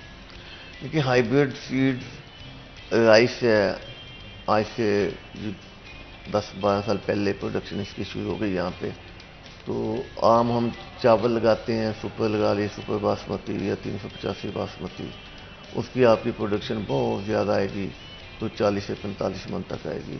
और हाइब्रिड की है 120 मन तक प्रोडक्शन जा रही है, और अल्हम्दुलिल्लाह पाकिस्तान हाइब्रिड चावल एक्सपोर्ट भी कर रहा है काफ़ी। ये जितने ये यूएई ममालिक हैं, सऊदी है, यहाँ पे सारा ये जो है ना हाइब्रिड वाला राइस जो है वही जा रहा है। बाकी यूएई साइड पे जाता है हमारा दूसरा सुपर बासमती, जो इंडिया वाले अपने नाम से बेचते, अभी तो पाकिस्तान के नाम से बिकना शुरू हो गया अल्हम्दुलिल्लाह। तो चावल में पाकिस्तान एक्सपोर्ट अल्हम्दुलिल्लाह अच्छी कर रहा है। और उसके अलावा कौन सी ऐसी क्रॉप्स हैं जिसमें हम हाइब्रिड सीड्स का इस्तेमाल करते हुए प्रोडक्शन इम्प्रूव कर पाएँ? इसमें बहुत सारी चीज़ें हैं। सनफ्लावर है, सनफ्लावर हम इंपोर्ट करते हैं, और सनफ्लावर की यहाँ पे तेल उसका निकलता है, तो अच्छा प्रोडक्शन ज़्यादा। आज हाइब्रिड आप कोई भी हाइब्रिड चीज़ लगाएंगे उसकी आपको प्रोडक्शन जो है वो दूसरे से बहुत ज़्यादा मिलेगी। अच्छा, क्योंकि ऑफ कोर्स आपका ताल्लुक एफसीसीआई की कमेटी के साथ भी है, इंडस्ट्री की क्या रिक्वायरमेंट है, क्या ज़रूरत है इस वक्त इंडस्ट्री की सीड्स के हवाले से? सीड इंडस्ट्री के वाले से इसको फैसिलिटीज मिलनी चाहिए। अगर गवर्नमेंट के पास कोई रकबे पड़े हैं, फालतू पड़े हैं, तो सीड कंपनी को देने चाहिए, ताकि हम अपनी प्रोडक्शन अच्छी से अच्छी यहाँ पे कर सके, ताकि हमारे इंपोर्ट जो है वो कम हो और हमारा ज़रिए मुबादला जो है वो बचना चाहिए। गवर्नमेंट के पास काफ़ी रकबे पड़े हैं, जो पिछली गवर्नमेंट ने कुछ ग्रेजुएट जो तो एग्री ग्रेजुएट लड़के थे उनको दिए थे, मगर हमारा माफिया यहाँ पे उन्होंने उनको कब्जे ही नहीं दिए थे, रकबों के जितने भी रकबे उनका कब्जे नहीं दिए थे। तो ये जितने रकबे पड़े हैं, ये जितनी सीड्स कंपनी हैं मुख्तलिफ, उनको जो अच्छी हैं, जो अच्छी प्रोडक्शन करें, उनको वो रकबे देने चाहिए, ताकि वो उससे अपनी प्रोडक्शन ज़्यादा से ज़्यादा करें, और उसके जो है इम्पोर्ट का ख़र्चा कम होगा, अल्हम्दुलिल्लाह मुल्क हमारा तरक्की करेगा। अच्छा, और आपने बात की क्रॉप लैंड के हवाले से, ज़मीन और जो भी एरिया है और ज़्यादा जितना देंगे उतना बेहतर रहेगा ग्रोथ के लिए, तो क्या गवर्नमेंट की तरफ से पहले कोई आपको इस तरह से लैंड्स दिए गए हैं स्पेसिफिकली सीड्स के लिए? उसकी लेबॉरेटरी टेस्टिंग होती है, जब क्रॉप कट जाती है उसके बाद जाके फिर हमें उसके साथ गवर्नमेंट की तरफ से एक टैग मिलता है, जो हम पर बैग के ऊपर साल लगाते हैं कि गवर्नमेंट से तस्दीक शुदा। और क्लाइमेट चेंज का क्या असर हुआ है एग्रीकल्चर के ऊपर, जहाँ पर ज़्यादा से ज़्यादा गर्मी हमें गर्मियों में देखने को मिलती है, और सर्दियों में एक्सट्रीम सर्दियाँ भी हमें देखने को मिली है, बारिशों के पैटर्न भी तब्दील हो गए हैं, इसका क्या असर हो रहा है? इसका फसल पे बहुत असर पड़ता है। अभी ये देखें, एक गर्मी एकदम आ गई है, ये अभी आप समझ लें कि कंबल से एसी तक का सफर 3-4 दिन में तय हुआ है, 3-4 दिन में तय हुआ है। उसी हिसाब से इस टाइम गंदम जो होती है हमारी फसल, इसको एक आध पानी चाहिए था, उससे दाना इसका इस टाइम बन रहा था। अभी एकदम गर्मी आई है, धूप आई है, उसका दाना जो है वहीं सूख गया। इसकी प्रोडक्शन पे इस दफ़ा बहुत फर्क पड़ेगा। प्रोडक्शन अगर किसी की 60 मन आती तो मुझे नहीं नजर आता कोई 40 मन से भी ज़्यादा ऊपर होगी, प्रोडक्शन इसकी कम होगी। ये बहुत असर पड़ता है मौसम का ना। अगर मौसम इस टाइम दरमियाना रहता, ठंडा मठा मौसम रहता, तो फिर प्रोडक्शन इसकी गंदम की बहुत अच्छी आनी थी। ये कटाई होनी थी अगले महीने जाके, जो अभी से कटाई शुरू हो गई है, गंदम सूख गई वहीं पे, जहाँ खड़ी थी वहीं सूख गई, और उससे नुकसान भी काफी। हाँ, उसकी प्रोडक्शन कम हो गई, कम अज कम 20 मन प्रोडक्शन कम हो गई। इस दफ़ा फसल जितने गवर्नमेंट के टारगेट हैं, जितनी गंदम होगी, मेरे साथ उतनी गंदम नहीं हो सकती। और ऑफ कोर्स एक मुझे जब भी हमारा कोई फेवरेट फल होता है या फेवरेट सब्जी होती है, तो हमेशा ये बड़ा अफसोस होता है कि भाई अगर तो वो गर्मियों में मिलती है सिर्फ, या फिर सिर्फ सर्दियों में मिलती है। ऐसा कब तक मुमकिन हो पाएगा कि कोई भी फ्रूट की अगर हम बात कर लें, वो आपको सर्दियों में भी मिल जाए, गर्मियों में भी मिल जाए, मुमकिन हो पाएगा, और टेस्ट वैसा ही रहे? टेस्ट भी वैसा है। फ्रूट को छोड़े, आप वेजिटेबल पे आए, अभी आपको हर वेजिटेबल हर महीने मिलती है। मैंने यही आपको पहले बताया कि जो, अब जैसे अगर हम माल्टों की बात कर लें, तो क्या ऐसा मुमकिन हो पाएगा कभी कि भाई गर्मियों में भी आपको मिल रहा है, सर्दियों में भी आपको मिल रहा है? लगे तो हुए हैं, डिपार्टमेंट लगे हुए हैं। अच्छा। हो जाएंगे इंशाल्लाह। अब मुझे पर्सनली स्ट्रॉबेरीज बड़ी अच्छी लगती है, लेकिन एक बड़ा मुख्तसर सा 2-3 महीने होते हैं जहाँ पे आपको स्ट्रॉबेरीज मिलती हैं, उसके अलावा आपको कहीं भी नहीं मिलती है पूरा साल। मिलने को मिल सकती, मगर मुख्तलिफ इलाके से मिलेगी। जो यहाँ अभी पंजाब में शुरू होगी स्ट्रॉबेरी, तो अभी महसूस है उसका स्ट्रॉबेरी का। तो ये होते हैं मुख्तलिफ टेम्परेचर के, इसको कितना टेम्परेचर चाहिए। स्ट्रॉबेरी को मेरे हिसाब से टेम्परेचर चाहिए 18, 19, 20। तो जहाँ जिस इलाके, चाहे वो आप देख लें जून जुलाई में चल जाए, तो वहाँ स्ट्रॉबेरी होगी। ये टेम्परेचर के हिसाब से होती है चीज़ें, जिसको जितना टेम्परेचर चाहिए उसने उसी टेम्परेचर में। तो ऐसा टाइम कभी आएगा? है मुख्तलिफ इलाके अच्छा, हैं ना। ऑलरेडी किया जा रहा है। हाँ, सब कुछ हो रहा है यहाँ पे। अच्छा, और आगे चलते हुए और ज़्यादा अवेलेबिलिटी के हवाले से काम किया जाएगा। और जहाँ पर अगर हम सॉइल क्वालिटी की भी बात करते हैं, बहुत सारे डिस्कशंस में ये बात मेंशन की जाती है कि हम लोगों का सॉइल पोल्यूट होता जा रहा है डिफरेंट पानी में, चाहे वो केमिकल वेस्ट की वजह से है, डिफरेंट रीजंस की वजह से। क्या उसका कोई असर हो रहा है हमारी जो क्रॉप है उसके ऊपर?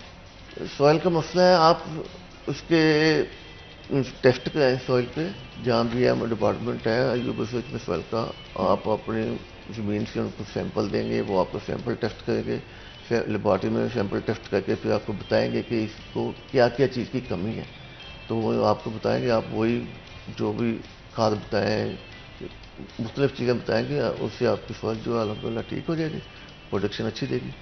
क्या सॉइल डैमेज को रिवर्स किया जा सकता है? अगर आपका सॉइल किसी भी वजह से ख़राब हो गया है या पोल्यूट हो गया, क्या उसको हम वापस कर सकते हैं? मुश्किल है, मुश्किल, लगे हुए हैं साइंसदान, लगे हुए हैं, अल्हम्दुलिल्लाह ये भी ठीक हो जाएगा। और इरिगेशन के हवाले से भी ऑफ कोर्स, जहाँ पर वेदर पैटर्न्स तब्दील हो रहे हैं और दरिया जिस तरह से पहले उनमें पानी हुआ करता था, या तो हमें ऐसे पीरियड्स मिलते हैं जहाँ पे बिल्कुल ही आपको आधा सूखा हुआ दरिया मिलता है, पानी कम होता है, या तो फिर फ्लडिंग की सूरत हाल पैदा हो जाती है। ये भी एक बड़ा इम्पैक्ट करता होगा फसलों के ऊपर। देखिए, जहाँ फ्लडिंग होती है ना जिस इलाके में, वो लोग दुआ करते हैं कि फ्लड आए हमारी फसलों पे, उससे एक फसल तो उनकी खराब हो जाती है, मगर दरिया उस पर ताज़ी मिट्टी लगा छोड़ के जाता है, उससे उनकी अगली फसलें 3-4 फसलें बहुत अच्छी होती हैं। अभी हमारे तो ये हो गया अल्हम्दुलिल्लाह के लोगों ने, किसानों ने, अब हमारी ड्रिप इरीगेशन शुरू हो गई है, जिससे पानी की बहुत बचत हो रही है। ड्रिप इरीगेशन का एक दफ़ा खर्चा तो होता है, मगर उससे पानी की बहुत बचत है। वो उन्होंने फिर जहाँ जहाँ पौधे को पानी चाहिए वहाँ सिरिंज के जरिए वहाँ पे ना पाइप लगा होता है, वहाँ थोड़ा थोड़ा पानी मिलता है। जो फ्लड वाला काम है ना वो कम होता जाएगा, फ्लड में पानी का ज़िया बहुत है। ड्रिप इरीगेशन से ये है कि आपको पानी में अच्छी फसल मिल जाती है। और क्योंकि आपने ये टेक्निक मेंशन की, इसके अलावा भी क्या कोई ऐसी टेक्निक्स हैं जिनसे हम अपनी फसलों को इम्प्रूव कर पा रहे हैं, जिस तरह से ड्रिप इरिगेशन है, और क्या साइंटिस्ट की तरफ से गर्मी को लेके, सर्दी को लेके कोई इस तरह की भी टेक्निक्स बनाई गई हैं? टेक्निक्स तो बहुत सी हैं, मगर किसान जो है ना वो मशवरा नहीं करता कभी भी। किसान को हर चीज़ के लिए चाहिए कि साइंसदान, हर चीज़ के साइंसदान बैठे हैं, डॉक्टर बैठे हैं, आप उनसे मशवरा करें, मशवरा करने के बाद जैसे वो आपको कहें उस हिसाब से चलना चाहिए। मगर जब बंदा अपनी मर्जी करता है तो वो अपना नुकसान उठाता है। बिल्कुल, और बहुत बहुत शुक्रिया आज हमें ज्वाइन करने के लिए और बहुत सारी डिफरेंट चीज़ों से हमें आगाह करने के लिए। ऑफकोर्स आजकल ज़माना ही ऐसा है कि हर कोई चाहता है कि भाई हमारी फसलें जो हैं वो आबाद हों, और अल्लाह ताला हमेशा हमेशा जो है किसानों के लिए भी आसानियाँ पैदा करें, आम आवाम के लिए भी आसानियाँ पैदा करें। एक दफ़ा फिर आपका बहुत बहुत शुक्रिया। आज के प्रोग्राम का वक्त यहीं पर ख़त्म होता है, मुझे इजाज़त है, अपना ख्याल रखें, अल्लाह हाफ़िज़।